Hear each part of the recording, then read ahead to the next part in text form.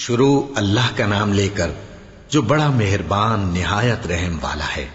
احمق لوگ کہیں گے کہ مسلمان جس قبلے پر پہلے سے چلے آتے تھے اب اس سے کیوں منہ پھیر بیٹھے؟ تم کہہ دو کہ مشرق اور مغرب سب اللہ ہی کا ہے، وہ جس کو چاہتا ہے سیدھے رستے پر چلاتا ہے، اور اسی طرح ہم نے تم کو امت معتدل بنایا ہے تاکہ تم لوگوں پر گواہ بنو اور پیغمبر آخر الزماں صلی اللہ علیہ وآلہ وسلم تم پر گواہ بنے۔ اور جس قبلے پر تم پہلے تھے اس کو ہم نے اس لیے مقرر کیا تھا کہ معلوم کریں کہ کون ہمارے پیغمبر کا تابع رہتا ہے اور کون الٹے پاؤں پھر جاتا ہے۔ اور یہ بات یعنی تحویل قبلہ لوگوں کو گراں معلوم ہوئی، مگر جن کو اللہ نے ہدایت بخشی ہے وہ اسے گراں نہیں سمجھتے، اور اللہ ایسا نہیں کہ تمہارے ایمان کو یوں ہی ضائع کر دے۔ اللہ تو لوگوں پر بڑا مہربان ہے، صاحب رحمت ہے۔ اے پیغمبر صلی اللہ علیہ وآلہ وسلم، ہم تمہارا آسمان کی طرف منہ اٹھانا دیکھ رہے ہیں، سو ہم تم کو اسی قبلے کی طرف جس کو تم پسند کرتے ہو منہ کرنے کا حکم دیں گے، تو اپنا منہ مسجد حرام یعنی خانہ کعبہ کی طرف پھیر لو، اور تم لوگ جہاں ہوا کرو نماز پڑھنے کے وقت اسی مسجد کی طرف منہ کر لیا کرو۔ اور جن لوگوں کو کتاب دی گئی ہے وہ خوب جانتے ہیں کہ یہ نیا قبلہ ان کے پروردگار کی طرف سے حق ہے، اور جو کام یہ لوگ کرتے ہیں اللہ ان سے بے خبر نہیں۔ اور اگر تم ان اہل کتاب کے پاس تمام نشانیاں بھی لے کر آؤ تو بھی یہ تمہارے قبلے کی پیروی نہ کریں، اور تم بھی ان کے قبلے کی پیروی کرنے والے نہیں ہو، اور ان میں سے بھی بعض کے قبلے کے پیرو نہیں۔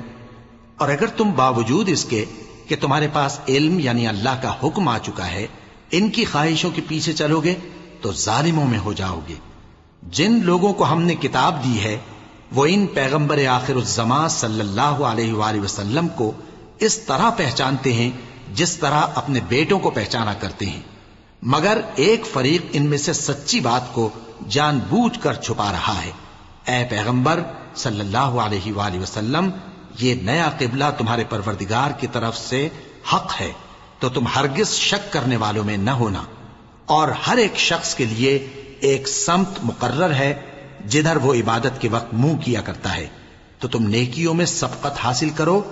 تم جہاں ہوگے اللہ تم سب کو جمع کرے گا، بے شک اللہ ہر چیز پر قادر ہے۔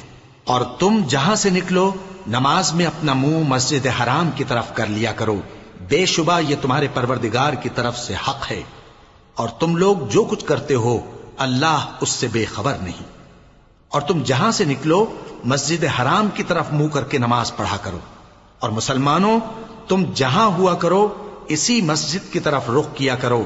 یہ تاکید اس لیے کی گئی ہے کہ لوگ تم کو کسی طرح کا الزام نہ دے سکیں، مگر ان میں سے جو ظالم ہیں وہ الزام دیں تو دیں، سو ان سے مت ڈرنا اور مجھی سے ڈرتے رہنا، اور یہ بھی مقصود ہے کہ میں تم کو اپنی تمام نعمتیں بخشوں، اور یہ بھی کہ تم راہ راست پر چلو۔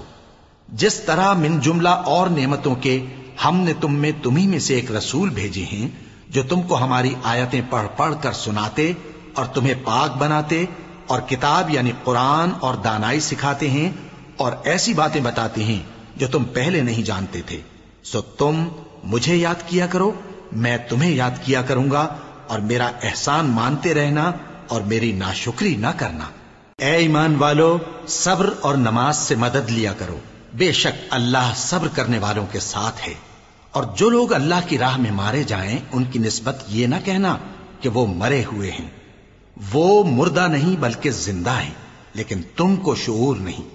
اور ہم کسی قدر خوف اور بھوک اور مال اور جانوں اور میووں کے نقصان سے تمہاری آزمائش کریں گے، اور صبر کرنے والوں کو بشارت سنا دو کہ ان لوگوں پر جب کوئی مصیبت واقع ہوتی ہے تو کہتے ہیں کہ ہم اللہ ہی کا مال ہیں اور اسی کی طرف لوٹ کر جانے والے ہیں۔ یہی لوگ ہیں جن پر ان کے پروردگار کی عنایتیں ہیں اور خصوصی رحمت بھی ہے، اور یہی سیدھے رستے پر ہیں۔ بے شک کوہ صفا اور مروہ اللہ کی نشانیوں میں سے ہیں، تو جو شخص خانہ کعبہ کا حج یا عمرہ کرے اس پر کچھ گناہ نہیں کہ دونوں کے درمیان چکر لگائے، بلکہ یہ ایک نیک کام ہے، اور جو کوئی نیک کام کرے تو اللہ قدردان ہے، دانا ہے۔ جو لوگ ہمارے حکموں اور ہدایتوں کو جو ہم نے نازل کی ہیں کسی غرض فاسد سے چھپاتے ہیں، باوجود کہ ہم نے ان کو لوگوں کے سمجھانے کے لیے اپنی کتاب میں کھول کھول کر بیان کر دیا ہے۔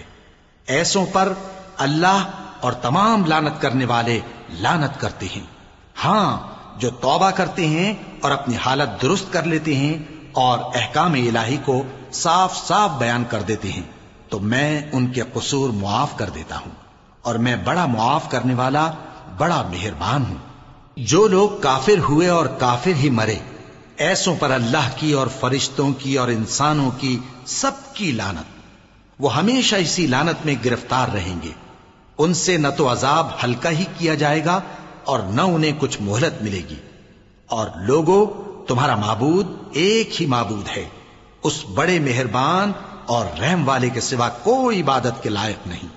بے شک آسمانوں اور زمین کے پیدا کرنے میں اور رات اور دن کے ایک دوسرے کے پیچھے آنے جانے میں اور کشتیوں اور جہازوں میں جو سمندر میں لوگوں کے فائدے کے لیے رواں ہیں، اور میں جس کو اللہ آسمان سے برساتا اور اس سے زمین کو اس کے مردہ ہو جانے کے بعد زندہ یعنی خشک ہو جانے کے بعد سرسبز کر دیتا ہے، اور زمین پر ہر قسم کے جانور پھیلانے میں اور ہواؤں کے چلانے میں اور بادلوں میں جو آسمان اور زمین کے درمیان گھرے رہتے ہیں، عقل مندوں کے لیے اللہ کی قدرت کی نشانیاں ہیں۔ اور بعض لوگ ایسے ہیں جو غیر اللہ کو اللہ کا شریک بناتے اور ان سے اللہ کی سی محبت کرتے ہیں، لیکن جو ایمان والے ہیں وہ تو اللہ ہی کے سب سے زیادہ دوست دار ہیں۔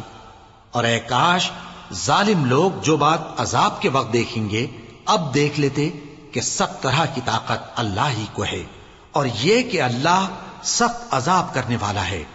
اس دن کفر کے پیشوا اپنے پیروں سے بیزاری ظاہر کریں گے اور دونوں عذاب الہی دیکھ لیں گے اور ان کے آپس کے تعلقات منقطع ہو جائیں گے۔ یہ حال دیکھ کر پیروی کرنے والے حسرت سے کہیں گے کہ اے کاش ہمیں پھر دنیا میں جانا نصیب ہو، تاکہ جس طرح یہ ہم سے بیزار ہو رہے ہیں اسی طرح ہم بھی ان سے بیزار ہوں۔ اس طرح اللہ ان کے اعمال حسرت بنا کر دکھائے گا اور وہ دوزخ سے نکل نہیں سکیں گے۔ لوگوں، جو چیزیں زمین میں حلال طیب ہیں وہ کھاؤ، اور شیطان کے قدموں پر نہ چلو، وہ تمہارا کھلا دشمن ہے۔ وہ تو تم کو برائی اور بے حیائی ہی کے کام کرنے کو کہتا ہے، اور یہ بھی کہ اللہ کی نسبت ایسی باتیں کہو جن کا تمہیں کچھ بھی علم نہیں۔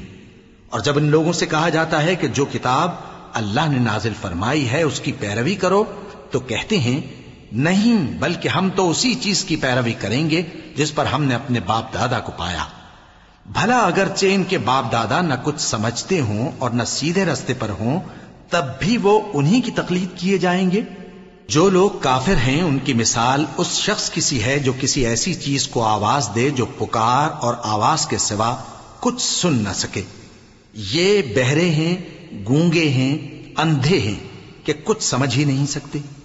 اے اہل ایمان، جو پاکیزہ چیزیں ہم نے تم کو عطا فرمائی ہیں ان کو کھاؤ، اور اگر اللہ ہی کے بندے ہو تو اس کی نعمتوں کا شکر بھی ادا کرو۔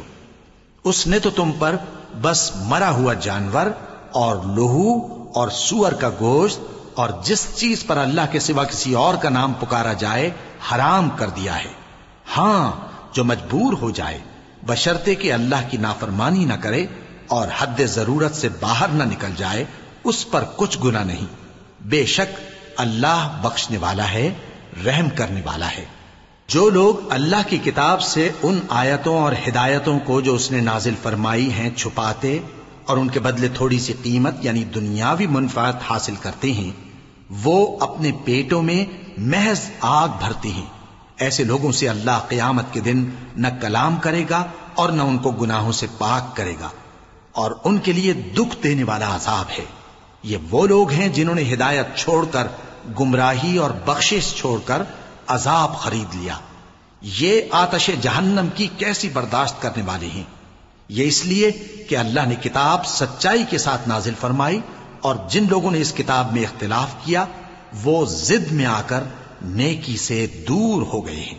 نیکی یہی نہیں کہ تم مشرق و مغرب کو قبلہ سمجھ کر ان کی طرف منہ کر لو، بلکہ نیکی یہ ہے کہ لوگ اللہ پر اور روز آخر پر اور فرشتوں پر اور اللہ کی کتاب پر اور پیغمبروں پر ایمان لائیں، اور مال باوجود عزیز رکھنے کے رشتہ داروں اور یتیموں اور محتاجوں اور مسافروں اور مانگنے والوں کو دیں، اور گردنوں کے چھڑانے میں خرچ کریں، اور نماز پڑھیں اور زکوٰۃ دیں، اور جب عہد کر لیں تو اس کو پورا کریں، اور سختی اور تکلیف میں اور جنگ کے وقت ثابت قدم رہیں۔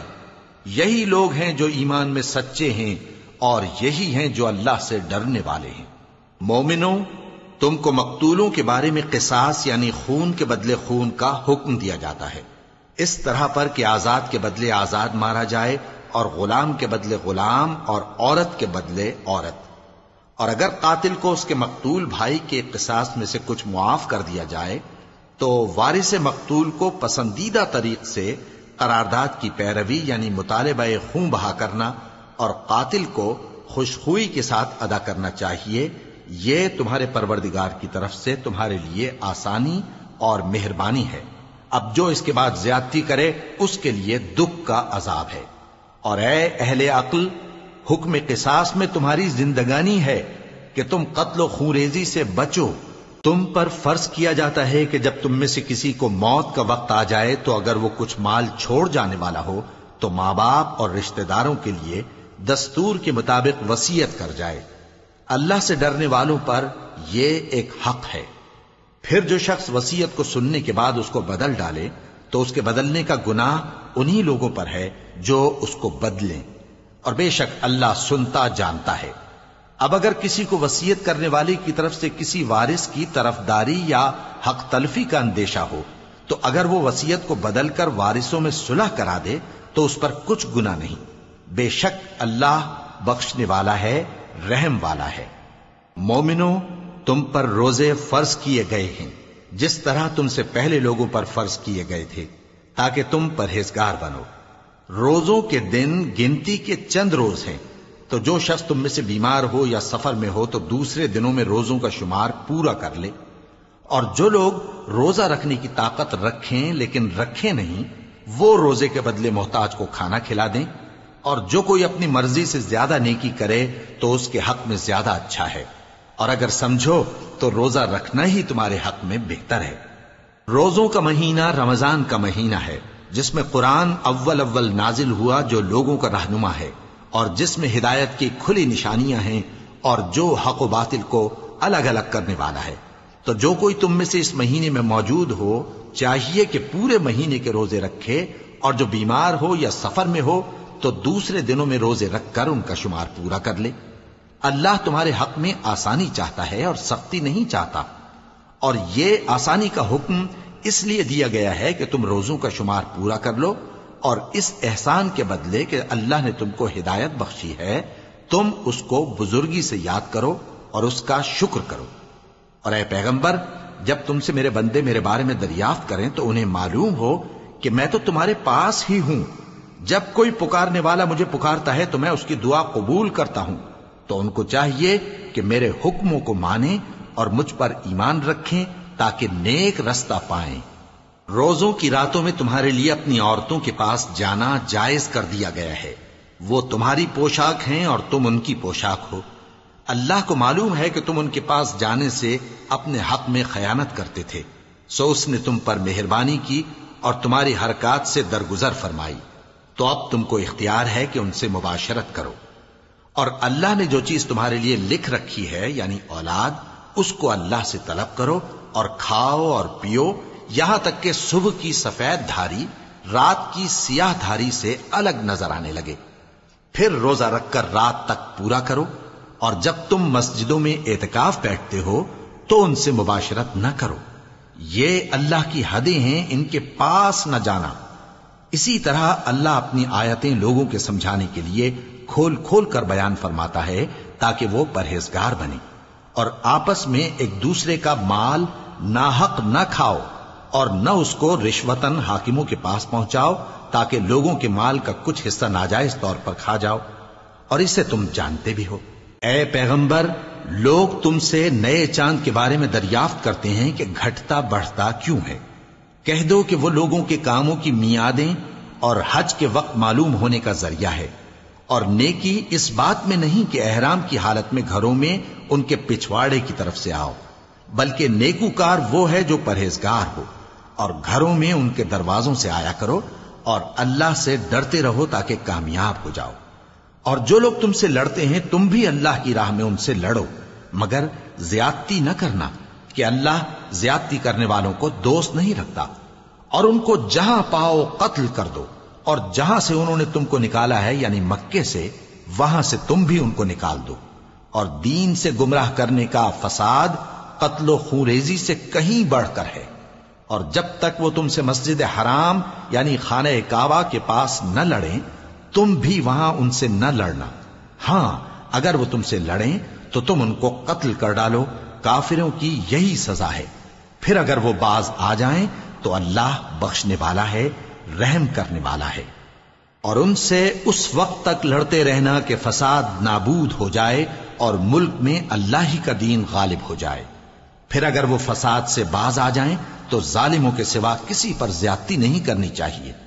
ادب کا مہینہ ادب کے مہینے کے مقابل ہے، اور ادب کی چیزیں ایک دوسرے کا بدلہ ہیں۔ پس اگر کوئی تم پر زیادتی کرے تو جیسی زیادتی وہ تم پر کرے ویسی ہی تم اس پر کرو، اور اللہ سے ڈرتے رہو اور جان رکھو کہ اللہ ڈرنے والوں کے ساتھ ہے۔ اور اللہ کی راہ میں مال خرچ کرو اور اپنے آپ کو ہلاکت میں نہ ڈالو، اور نیکی کرو، بے شک اللہ نیکی کرنے والوں کو دوست رکھتا ہے۔ اور اللہ کی خوشنودی کے لیے حج اور عمرے کو پورا کرو، اور اگر راستے میں روک لیے جاؤ تو جیسی قربانی میسر ہو کر دو، اور جب تک قربانی اپنے مقام پر نہ پہنچ جائے سر نہ منڈاؤ۔ اور اگر کوئی تم میں بیمار ہو یا اس کے سر میں کسی طرح کی تکلیف ہو تو اگر وہ سر منڈا لے تو اس کے بدلے روزے رکھے یا صدقہ دے یا قربانی کرے۔ پھر جب تکلیف دور ہو کر تم مطمئن ہو جاؤ تو جو تم میں حج کے وقت تک عمرے سے فائدہ اٹھانا چاہے وہ جیسی قربانی میسر ہو کرے، اور جس کو قربانی نہ ملے وہ 3 روزے ایام حج میں رکھے اور 7 جب واپس ہو، یہ پورے 10 ہوئے۔ یہ حکم اس شخص کے لیے ہے جس کے اہل و عیال مکے میں نہ رہتے ہوں۔ اور اللہ سے ڈرتے رہو اور جان رکھو کہ اللہ سخت عذاب دینے والا ہے۔ حج کے مہینے معین ہیں جو معلوم ہیں، تو جو شخص ان مہینوں میں حج کی نیت کر لے تو حج کے دنوں میں نہ عورتوں سے اختلاط کرے، نہ کوئی برا کام کرے اور نہ کسی سے جھگڑے۔ اور جو نیک کام تم کرو گے وہ اللہ کو معلوم ہو جائے گا۔ اور زاد راہ یعنی رستے کا خرچ ساتھ لے جاؤ، کیونکہ بہترین زاد راہ پرہیزگاری ہے۔ اور اے اہل عقل مجھی سے ڈرتے رہو، اس کا تمہیں کچھ گناہ نہیں کہ حج کے دنوں میں بذریعہ تجارت اپنے پروردگار سے روزی طلب کرو۔ اور جب عرفات سے واپس ہونے لگو تو مشعر حرام یعنی مزدلفہ میں اللہ کا ذکر کرو، اور اس طرح ذکر کرو جس طرح اس نے تم کو سکھایا، اور اس سے پیشتر تم لوگ ان طریقوں سے محض ناواقف تھے۔ پھر جہاں سے اور لوگ واپس ہوں وہیں سے تم بھی واپس ہو، اور اللہ سے بخشش مانگو، بے شک اللہ بخشنے والا ہے، رحمت کرنے والا ہے۔ پھر جب حج کے تمام ارکان پورے کر چکو تو مینا میں اللہ کو یاد کرو جس طرح اپنے باپ دادا کو یاد کیا کرتے تھے، بلکہ اس سے بھی زیادہ۔ اور بعض لوگ ایسے ہیں جو اللہ سے التجا کرتے ہیں کہ اے پروردگار ہم کو جو دینا ہے دنیا ہی میں دے دے، اور ایسے لوگوں کا آخرت میں کچھ حصہ نہیں۔ اور بعض ایسے ہیں کہ دعا کرتے ہیں کہ پروردگار ہم کو دنیا میں بھی نعمت عطا فرما اور آخرت میں بھی نعمت بخشیو اور دوزخ کے عذاب سے محفوظ رکھیو۔ یہی لوگ ہیں جن کے لیے ان کے کاموں کا حصہ یعنی اجر نیک تیار ہے، اور اللہ جلد حساب لینے والا ہے۔ اور قیام منا کے دنوں میں جو گنتی کے دن ہیں اللہ کو یاد کرو، اگر کوئی جلدی کرے اور 2 ہی دن میں چل دے تو اس پر بھی کچھ گناہ نہیں، اور جو بات تک ٹھہرا رہے اس پر بھی کچھ گناہ نہیں۔ یہ باتیں اس شخص کے لیے ہیں جو اللہ سے ڈرے، اور تم لوگ اللہ سے ڈرتے رہو اور جان رکھو کہ تم سب اس کے پاس جمع کیے جاؤ گے۔ اور کوئی شخص تو ایسا ہے جس کی گفتگو دنیا کی زندگی میں تم کو دلکش معلوم ہوتی ہے، اور وہ اپنے معافی ضمیر پر یعنی اس بات پر جو اس کے دل میں ہے اللہ کو گواہ بناتا ہے، حالانکہ وہ سخت جھگڑالو ہے۔ اور جب پیٹ پھیر کر چلا جاتا ہے تو زمین میں دوڑتا پھرتا ہے تاکہ اس میں فتنہ انگیزی کرے، اور کھیتی کو برباد اور انسانوں اور حیوانوں کی نسل کو نابود کر دے، اور اللہ فتنہ انگیزی کو پسند نہیں کرتا۔ اور جب اس سے کہا جاتا ہے کہ اللہ سے خوف کر تو غرور اس کو گناہ میں پھنسا دیتا ہے، سو اس کو جہنم کافی ہے اور وہ بہت برا ٹھکانہ ہے۔ اور کوئی شخص ایسا ہے کہ اللہ کی خوشنودی حاصل کرنے کے لیے اپنی جان بیچ ڈالتا ہے، اور اللہ بندوں پر بہت مہربان ہے۔ مومنو، اسلام میں پورے پورے داخل ہو جاؤ اور شیطان کے پیچھے نہ چلو، وہ تو تمہارا کھلا دشمن ہے۔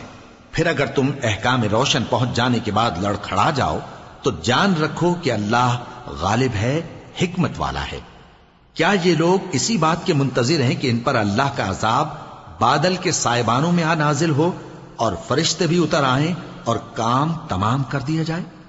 اور سب کاموں کا رجوع اللہ ہی کی طرف ہے۔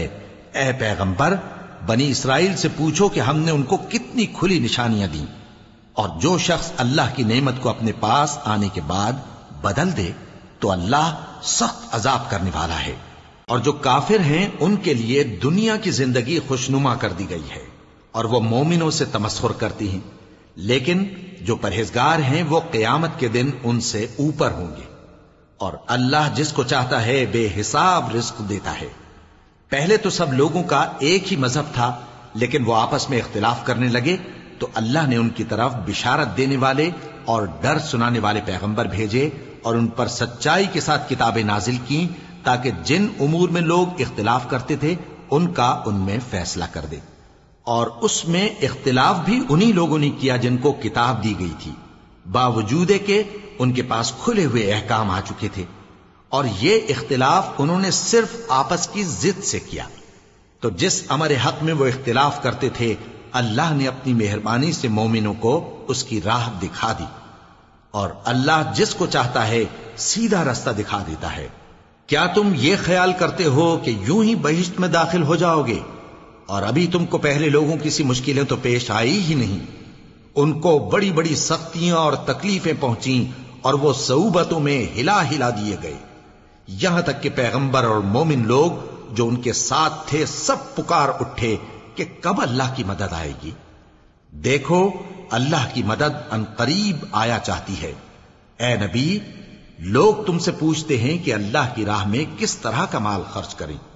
کہہ دو کہ جو چاہو خرچ کرو، لیکن جو مال خرچ کرنا چاہو وہ درجہ بدرجہ اہل استحقاق یعنی ماں باپ کو اور قریب کے رشتہ داروں کو اور یتیموں کو اور محتاجوں کو اور مسافروں کو سب کو دو، اور جو بھلائی تم کرو گے اللہ اس کو جانتا ہے۔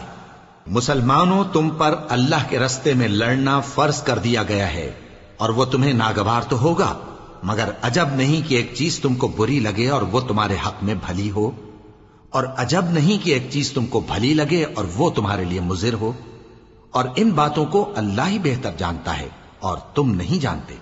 اے پیغمبر، لوگ تم سے عزت والے مہینوں میں لڑائی کرنے کے بارے میں دریافت کرتے ہیں، کہہ دو کہ ان میں لڑنا بڑا گناہ ہے، اور اللہ کی راہ سے روکنا اور اس سے کفر کرنا اور مسجد حرام یعنی خانہ کعبہ میں جانے سے بند کرنا اور اہل مسجد کو اس میں سے نکال دینا جو یہ کفار کرتے ہیں، اللہ کے نزدیک اس سے بھی زیادہ گناہ ہے، اور فتنہ انگیزی خونریزی سے بھی بڑھ کر ہے۔ اور یہ لوگ ہمیشہ تم سے لڑتے رہیں گے، یہاں تک کہ اگر مقدور رکھیں تو تم کو تمہارے دین سے پھیر دیں، اور جو کوئی تم میں سے اپنے دین سے پھر کر کافر ہو جائے گا اور کافر ہی مرے گا تو ایسے لوگوں کے اعمال دنیا اور آخرت دونوں میں برباد ہو جائیں گے، اور یہی لوگ دوزخ میں جانے والے ہیں جس میں ہمیشہ رہیں گے۔ جو لوگ ایمان لائے اور اللہ کے لیے وطن چھوڑ گئے اور کفار سے جنگ کرتے رہے وہی اللہ کی رحمت کے امیدوار ہیں، اور اللہ بخشنے والا ہے، رحمت کرنے والا ہے۔ اے پیغمبر، لوگ تم سے شراب اور جوئے کا حکم دریافت کرتے ہیں، کہہ دو کہ ان میں گناہ بڑے ہیں اور لوگوں کے لیے کچھ فائدے بھی ہیں، مگر ان کے گناہ فائدوں سے کہیں زیادہ ہیں۔ اور یہ بھی تم سے پوچھتے ہیں کہ اللہ کی راہ میں کون سا مال خرچ کریں، کہہ دو کہ جو ضرورت سے زیادہ ہو۔ اس طرح اللہ تمہارے لیے اپنے احکام کھول کھول کر بیان فرماتا ہے تاکہ تم سوچو، یعنی دنیا اور آخرت کی باتوں میں غور کرو۔ اور تم سے یتیموں کے بارے میں بھی دریافت کرتے ہیں، کہہ دو کہ ان کی حالت کی اصلاح بہت اچھا کام ہے، اور اگر تم ان سے مل جل کر رہنا یعنی خرچ اکٹھا رکھنا چاہو تو وہ تمہارے بھائی ہیں، اور اللہ خوب جانتا ہے کہ خرابی کرنے والا کون ہے اور اصلاح کرنے والا کون۔ اور اگر اللہ چاہتا تو تم کو تکلیف میں ڈال دیتا، بے شک اللہ غالب ہے، حکمت والا ہے۔ اور مومنوں، مشرک عورتوں سے جب تک وہ ایمان نہ لائیں نکاح نہ کرنا، کیونکہ مشرک عورت خواہ تم کو کیسی ہی بھلی لگے اس سے مومن لونڈی بہتر ہے، اور اسی طرح مشرک مرد جب تک ایمان نہ لائیں مومن عورتوں کو ان کی زوجیت میں نہ دینا، کیونکہ مشرک مرد سے خواہ وہ تم کو کیسا ہی بھلا لگے مومن غلام بہتر ہے۔ یہ مشرک لوگوں کو دوزخ کی طرف بلاتے ہیں، اور اللہ اپنی مہربانی سے بہشت اور بخشش کی طرف بلاتا ہے، اور اپنے حکم لوگوں سے کھول کھول کر بیان کرتا ہے تاکہ نصیحت حاصل کریں۔ اور تم سے حیض کے بارے میں دریافت کرتے ہیں، کہہ دو وہ تو نجاست ہے، سو ایام حیض میں عورتوں سے کنارہ کش رہو، اور جب تک وہ پاک نہ ہو جائیں ان سے مقاربت نہ کرو۔ ہاں، جب وہ پاک ہو جائیں تو جس طریق سے اللہ نے تمہیں ارشاد فرمایا ہے ان کے پاس جاؤ، کچھ شک نہیں کہ اللہ توبہ کرنے والوں اور پاک صاف رہنے والوں کو دوست رکھتا ہے۔ تمہاری عورتیں تمہاری کھیتی ہیں، تو اپنی کھیتی میں جس طرح چاہو جاؤ، اور اپنے لیے نیک عمل آگے بھیجو، اور اللہ سے ڈرتے رہو، اور جان رکھو کہ ایک دن تمہیں اس کے روبرو حاضر ہونا ہے۔ اور اے پیغمبر، ایمان والوں کو بشارت سنا دو، اور اللہ کے نام کو اس بات کا ہیلا نہ بنانا کہ اس کی قسمیں کھا کھا کر سلوک کرنے اور پرہیزگاری کرنے اور لوگوں میں صلح و سازگاری کرانے سے رک جاؤ، اور اللہ سب کچھ سنتا ہے، جانتا ہے۔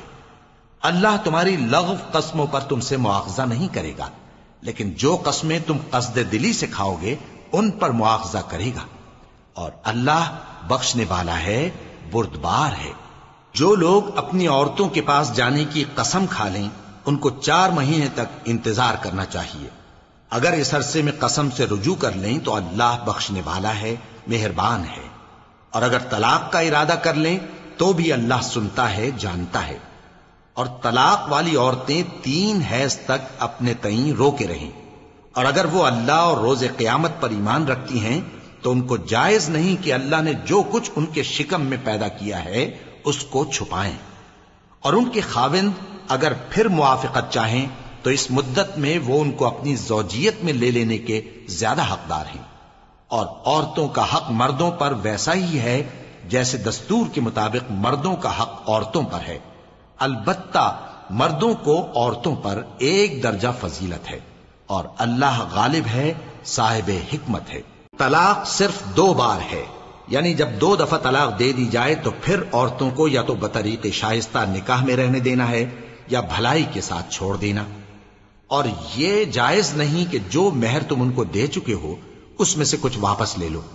ہاں، اگر زن و شوہر کو خوف ہو کہ وہ اللہ کی حدوں کو قائم نہیں رکھ سکیں گے تو اگر عورت خاوند کے ہاتھ سے رہائی پانے کے بدلے میں کچھ دے ڈالے تو دونوں پر کچھ گناہ نہیں۔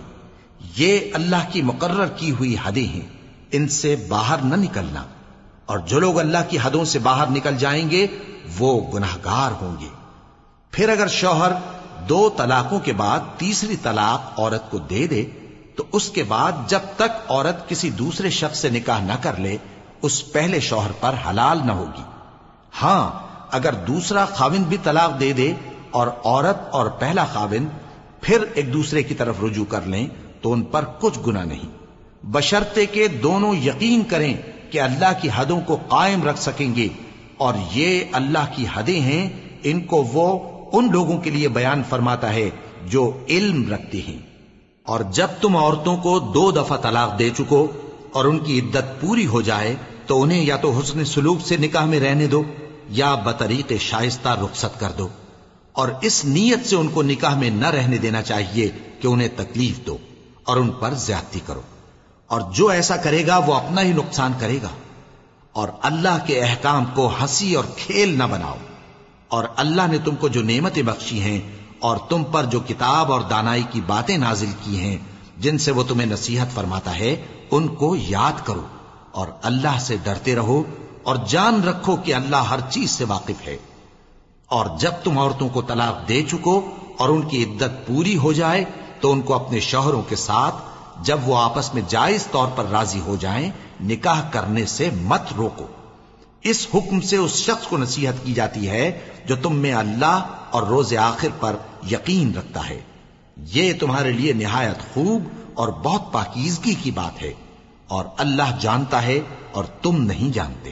اور مائیں اپنے بچوں کو پورے 2 سال دودھ پلائیں، یہ حکم اس شخص کے لیے ہے جو پوری مدت تک دودھ پلوانا چاہے، اور دودھ پلانے والی ماؤں کا کھانا اور کپڑا دستور کے مطابق باپ کے ذمے ہوگا۔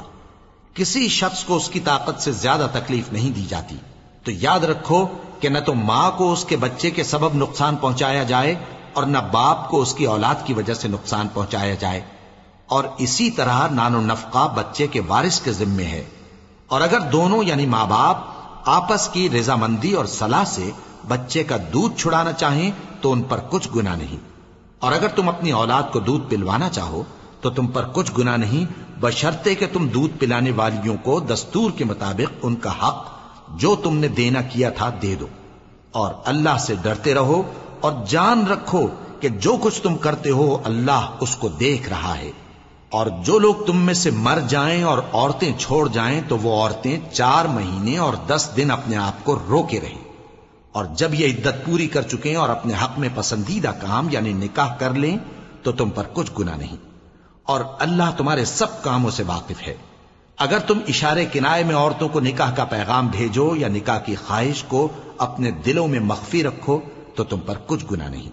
اللہ کو معلوم ہے کہ تم ان سے نکاح کا ذکر کرو گے، مگر ایام عدت میں اس کے سوا کے دستور کے مطابق کوئی بات کہہ دو، پوشیدہ طور پر ان سے قول و قرار نہ کرنا، اور جب تک عدت پوری نہ ہو لے نکاح کا پختہ ارادہ نہ کرنا۔ اور جان رکھو کہ جو کچھ تمہارے دلوں میں ہے اللہ کو سب معلوم ہے، تو اس سے ڈرتے رہو اور جان رکھو کہ اللہ بخشنے والا ہے، حلم والا ہے۔ اور اگر تم عورتوں کو ان کے پاس جانے یا ان کا مہر مقرر کرنے سے پہلے طلاق دے دو تو تم پر کچھ گناہ نہیں، ہاں ان کو دستور کے مطابق کچھ خرچ ضرور دو، یعنی مقدور والا اپنے مقدور کے مطابق دے اور تنگ دست اپنی حیثیت کے مطابق۔ نیک لوگوں پر یہ ایک طرح کا حق ہے۔ اور اگر تم عورتوں کو ان کے پاس جانے سے پہلے طلاق دے دو لیکن مہر مقرر کر چکے ہو تو آدھا مہر دینا ہوگا۔ ہاں اگر عورتیں مہر بخش دیں یا مرد جن کے ہاتھ میں عقد نکاح ہے اپنا حق چھوڑ دیں اور پورا مہر دے دیں تو ان کو اختیار ہے۔ اور اگر تم مرد لوگ ہی اپنا حق چھوڑ دو تو یہ پرہیزگاری کی بات ہے، اور آپس میں بھلائی کرنے کو فراموش نہ کرنا۔ کچھ شک نہیں کہ اللہ تمہارے سب کاموں کو دیکھ رہا ہے۔ مسلمانوں، سب نمازیں خصوصاً بیچ کی نماز یعنی نماز عصر پورے اہتمام کے ساتھ ادا کرتے رہو اور اللہ کے آگے ادب سے کھڑے رہا کرو۔ پھر اگر تم خوف کی حالت میں ہو تو پیادے یا سوار جس حال میں ہو نماز پڑھ لو۔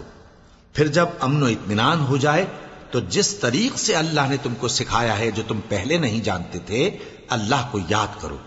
اور جو لوگ تم میں سے مر جائیں اور عورتیں چھوڑ جائیں وہ اپنی عورتوں کے حق میں وصیت کر جائیں کہ ان کو 1 سال تک خرچ دیا جائے اور گھر سے نہ نکالی جائیں۔ ہاں اگر وہ خود گھر سے چلی جائیں اور اپنے حق میں پسندیدہ کام یعنی نکاح کر لیں تو تم پر کچھ گناہ نہیں، اور اللہ زبردست ہے، حکمت والا ہے۔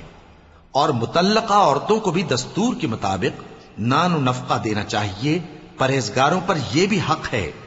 اسی طرح اللہ اپنے احکام تمہارے لیے بیان فرماتا ہے تاکہ تم سمجھو۔ بھلا تم نے ان لوگوں کو نہیں دیکھا جو شمار میں ہزاروں ہی تھے اور موت کے ڈر سے اپنے گھروں سے نکل بھاگے تھے؟ تو اللہ نے ان کو حکم دیا کہ مر جاؤ، پھر ان کو زندہ بھی کر دیا۔ کچھ شک نہیں کہ اللہ لوگوں پر مہربانی رکھتا ہے، لیکن اکثر لوگ شکر نہیں کرتے۔ اور مسلمانوں، اللہ کی راہ میں جہاد کرو اور جان رکھو کہ اللہ سب کچھ سنتا ہے، سب کچھ جانتا ہے۔ کون ہے کہ اللہ کو قرض حسنہ دے کہ وہ اس کے بدلے اس کو کئی گنا زیادہ دے گا؟ اور اللہ ہی روزی کو تنگ کرتا اور وہی اسے کشادہ کرتا ہے، اور تم اسی کی طرف لوٹ کر جاؤ گے۔ بھلا تم نے بنی اسرائیل کی ایک جماعت کو نہیں دیکھا جس نے موسیٰ کے بعد اپنے پیغمبر سے کہا کہ آپ ہمارے لیے ایک بادشاہ مقرر کر دیں تاکہ ہم اللہ کی راہ میں جہاد کریں؟ پیغمبر نے کہا کہ اگر تم کو جہاد کا حکم دیا جائے تو ایسا تو نہیں کہ لڑنے سے پہلو تہی کرو؟ وہ کہنے لگے کہ ہم اللہ کی راہ میں کیوں نہ لڑیں گے جبکہ ہم وطن سے خارج اور بال بچوں سے جدا کر دیے گئے۔ پھر جب ان کو جہاد کا حکم دیا گیا تو چند اشخاص کے سوا سب پھر گئے، اور اللہ ظالموں سے خوب واقف ہے۔ اور پیغمبر نے ان سے یہ بھی کہا کہ اللہ نے تم پر طالوت کو بادشاہ مقرر فرمایا ہے۔ وہ بولے کہ اسے ہم پر بادشاہی کا حق کیوں کر ہو سکتا ہے؟ اس سے بڑھ کر بادشاہی کے مستحق تو ہم ہیں، اور اس کے پاس تو بہت سی دولت بھی نہیں۔ پیغمبر نے کہا کہ اللہ نے اس کو تم پر فضیلت دی ہے اور بادشاہی کے لیے منتخب فرمایا ہے۔ اس نے اسے علم بھی بہت سا بخشا ہے اور تن و توش بھی بڑا عطا کیا ہے، اور اللہ کو اختیار ہے جسے چاہے بادشاہی بخشے، وہ بڑا کشائش والا ہے، دانا ہے۔ اور پیغمبر نے ان سے کہا کہ ان کی یعنی طالوت کی بادشاہی کی نشانی یہ ہے کہ تمہارے پاس وہ صندوق آئے گا جس کو فرشتے اٹھائے ہوئے ہوں گے۔ اس میں تمہارے پروردگار کی طرف سے تسلی بخشنے والی چیز ہوگی، اور کچھ اور چیزیں بھی ہوں گی جو موسیٰ اور ہارون چھوڑ گئے تھے۔ اگر تم ایمان رکھتے ہو تو یہ تمہارے لیے ایک بڑی نشانی ہے۔ غرض جب طالوت فوجیں لے کر روانہ ہوا تو اس نے ان سے کہا کہ اللہ ایک نہر سے تمہاری آزمائش کرنے والا ہے، جو شخص اس میں سے پانی پی لے گا اس کی نسبت تصور کیا جائے گا کہ وہ میرا نہیں، اور جو نہ پیے گا وہ سمجھا جائے گا کہ میرا ہے۔ ہاں اگر کوئی ہاتھ سے چلو بھر پانی لے لے تو خیر۔ جب وہ لوگ نہر پر پہنچے تو چند آدمیوں کے سوا سب نے پانی پی لیا۔ پھر جب طالوت اور مومن لوگ جو اس کے ساتھ تھے نہر کے پار ہو گئے تو کہنے لگے کہ آج ہم میں جالوت اور اس کے لشکر سے مقابلہ کرنے کی طاقت نہیں۔ جو لوگ یقین رکھتے تھے کہ ان کو اللہ کے روبرو حاضر ہونا ہے، وہ کہنے لگے کہ بسا اوقات تھوڑی سی جماعت نے اللہ کے حکم سے بڑی جماعت پر فتح حاصل کی ہے، اور اللہ ثابت قدم رہنے والوں کے ساتھ ہے۔ اور جب وہ لوگ جالوت اور اس کے لشکر کے مقابل میں آئے تو اللہ سے دعا کی کہ اے پروردگار، ہم پر صبر کے دہانے کھول دے اور ہمیں لڑائی میں ثابت قدم رکھ اور لشکر کفار پر فتح یاب کر۔ تو طالوت کی فوج نے اللہ کے حکم سے ان کو شکست دے دی، اور داؤد نے جالوت کو قتل کر ڈالا، اور اللہ نے ان کو بادشاہی اور دانائی بخشی اور جو کچھ چاہا سکھایا۔ اور اگر اللہ لوگوں کو ایک دوسرے پر چڑھائی اور حملہ کرنے سے نہ ہٹاتا رہتا تو کرۂ ارض تباہ ہو جاتا، لیکن اللہ اہل عالم پر بڑا مہربان ہے۔ یہ اللہ کی آیتیں ہیں جو ہم تم کو سچائی کے ساتھ پڑھ کر سناتے ہیں، اور اے محمد صلی اللہ علیہ وآلہ وسلم، تم بلا شبہ پیغمبروں میں سے ہو۔